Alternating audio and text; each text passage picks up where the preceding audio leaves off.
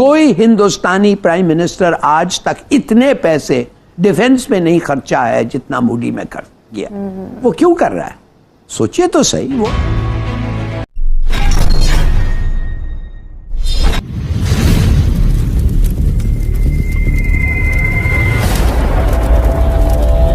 भारतीय वज़ीर दिफा राजनाथ सिंह ने एक बार फिर हर्ज़ासराई की है और आज़ाद कश्मीर बशमूल गिलगित बल्तिस्तान को भारत का हिस्सा बनाने का उन्होंने ये स्टेटमेंट, एक अहम बयान दिया है। सब कुछ काफ़ी मेस्ड अप लग रहा है। आप समझते हैं कि ऐसे में इस तरह की धमकी आना हम संभाल पाएंगे हालात?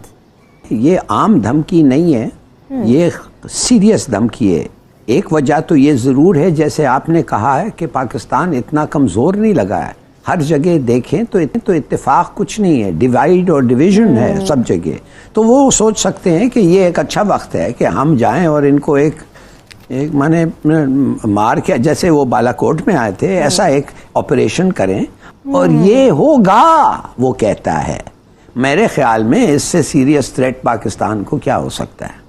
इन्होंने पूरा जाके पता नहीं कितने बिलियन डॉलर्स खर्चा है, रेनो फाइटर्स लिया है इन्होंने। हमें बिल्कुल तैयार होना चाहिए, मगर हम क्या देख रहे हैं इधर? हम क्या देख रहे हैं इधर? इंस्टेबिलिटी। 2019 में जो पेंटागन स्ट्रेटजी आई थी उसके अंदर ये था कि सी पैक को खत्म करने के लिए गिलगित बल्तिस्तान का इलाका जो है उसकी अगर एक मूवमेंट चलाई जाए और वो अगर इंडिया के पास आ जाए या उसको आजाद भी डिक्लेयर कर दिया जाए तो वो लिंक जो है चाइना और पाकिस्तान का वो बिल्कुल खत्म हो जाएगा और चाइना जो है वो वापस एक उस तरफ लैंडलॉक सूरत में चला जाएगा और वो बलाका की वो एक छोटी सी गुजरगाह जो है उसका उससे महदूद होकर रह जाएगा।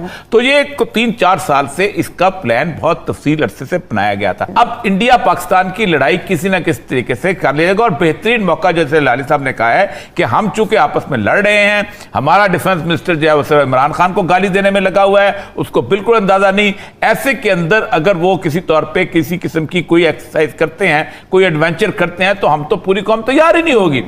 असल मसला यह है कि ये पूरे का पूरा प्लान जो है ये पाकिस्तान के खिलाफ, सिर्फ ओनली पाकिस्तान के खिलाफ नहीं है बल्कि चाइनीज इंटरेस्ट को भी हिट करना है। मुझे तो लगता है कि थोड़ा बहुत एडवेंचर तो हो जाएगा। उसकी 2-3 वजह। एक तो अमेरिकन भी चाहते होंगे कि पाकिस्तान जो है कम से कम और कुछ नहीं तो हमारी से परों के नीचे आ जाए और हम उसको संभालने किसी तरीके से कुछ ना कुछ। मुझे लगता यह है कि ये मार्च के करीब करीब कोई ना कोई सूरत हाल जो है, और हमारे हालात भी चूंकि इस तरह के हैं, पॉलिटिकल टर्माइल भी इस तरह का है। आप खुद देख रहे हैं जब पॉलिटिकल टर्माइल था तो उन्होंने बाज आए थे, वो तो इस पाकिस्तान में पॉलिटिकल टर्माइल उठाया उन्होंने। कि आप बात करें, हिलाली साहब की तरफ बढ़ूंगी। हिलाली साहब, भारत आजाद कश्मीर और गिलगित बल्तिस्तान पर नजर रखे हुए, लेकिन अगर भारत के अपने अंदरूनी हालात देखें तो मगरबी बंगाल है, छत्तीसगढ़ है, बिहार है, झारखंड है, जहां पर हालात इतने अच्छे नहीं हैं और सब जगहों पर ही आजादी की तहरीकें चल रही हैं। तो क्या ऐसे वक्त में भारत कोई एडवेंचर अफोर्ड कर सकता है? देखिए जी, ये जो हमारा अपना जो प्रोपेगेंडा है ना, जो कहता है कि इधर बड़े रिबेलियंस हैं और इंडिपेंडेंस मूवमेंट्स हैं, थोड़ा सा ये गलत बात है। ज़रूर कुछ ऐसे लोग हैं जो चाहते हैं कि अलग हो, मगर उनकी कोई ऐसा उम्मीद नहीं है और इम्कान भी नहीं है। इंडिया इसको बड़े ठीक तरीके से कंट्रोल किया है। असम में भी हम तो 40 साल से सुन रहे हैं कि अभी अलग हो रहा है, अभी अलग हो रहा है। Forget about that. आप अपने कंसंट्रेट करें। देखिए, मैं आपको ये बताना चाहता हूँ, कोई हिंदुस्तानी प्राइम मिनिस्टर आज तक इतने पैसे डिफेंस में नहीं खर्चा है जितना मोदी में कर गया। वो क्यों कर रहा है? सोचिए तो सही। वो तो अगर वो होता तो और चीजों पे खर्चा और उसको इलेक्टोरल डिविडेंड्स मिलते हैं। उन्होंने एक बड़ी जिसे कहते हैं धुआंधार किस्म की और एग्रेसिव पोस्चर अडॉप्ट किया है। उन्होंने कहा जनाब के कोई शूरिया दिवस के मौके पर उन्होंने कहा जी कि जो आर्टिकल 370 की एब्रोगेशन के ऊपर उन्होंने हिंट दिया। उन्होंने कहा जनाब के जब तक हम जो आज़ाद कश्मीर है और गिलगित बल्तिस्तान वापस नहीं लेते, असल चीज़ें जो हैं वो तब तक ठीक नहीं हो सकती और हमें वो वापस लेना है।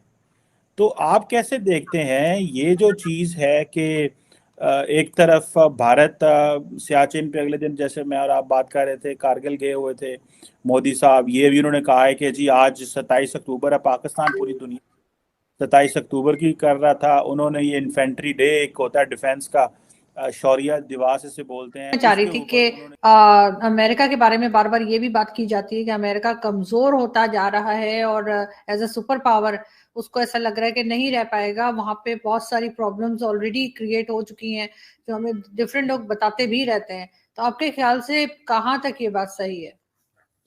देखिए, अभी रिसेंटली एक नई किताब आई हुई है मैंडल बॉम नाम के ऑथर से, हिस्टोरियन। तो उन्होंने कहा है कि अमेरिका जो है सो was a rising power till World War I. World War II से लेके 1980, मतलब by World War II America had become a great power. World War I में भी it was a great power. फिर वो कहते हैं कि जब ये जो कोल्ड वॉर का कंपटीशन चल रहा था उसमें America was a super power. लेकिन 1991 के बाद से टिल 2001, ये 10 साल का जो पीरियड है, उसमें America was a hyper power, यानी it was a unipolar movement, पूरी तरह से डोमिनेट करना। सो जो लोग कहते हैं कि अमेरिका इज डिक्लाइनिंग, ये मैं 1970s 80s में भी आपको किताबें मिलेंगे which is the decline of America, the decline of America. So मिसाल के तौर पे अगर आप इस साल के सारे इंडेक्सेस देखें, मिलिट्री इंडेक्स देखें, America is spending 800 billion, China 250 billion. तो चाइना से 3 गुना से ज्यादा अमेरिका का डिफेंस बजट है। अगर आप टॉप 10 में तकरीबन बाकी के 9 को ऐड कर लें तो भी अमेरिका के उतना डिफेंस बजट नहीं होता। इंडिया का जो डिफेंस बजट है वो थर्ड है, वो 73 या 76 80 बिलियन से कम है, यानी 10% भी नहीं है अमेरिका का। तो आप डिफेंस में देख लें, India is spending so much money, America. लेकिन अमेरिका और इंडिया के बजट को आप कंपेयर करें, जो इंडिया की जो कटिंग एज हथियार है वो खरीदे हुए हैं, वो खरीद के पावर बन रहा है। S-400 रशिया से खरीद रहा है, रफाल फ्रांस से खरीद। अमेरिका किसी से हथियार नहीं खरीदता, America makes its own weapons. यही बहुत बड़ी फर्क चीज है। अगर लंबी जंग हो गई, you will run out of supplies if you are buying. हम बनाते हैं। एक वो क्वालिटेटिवली बहुत फर्क है कि we make the best weapons in the world and you buy whatever weapons you can buy.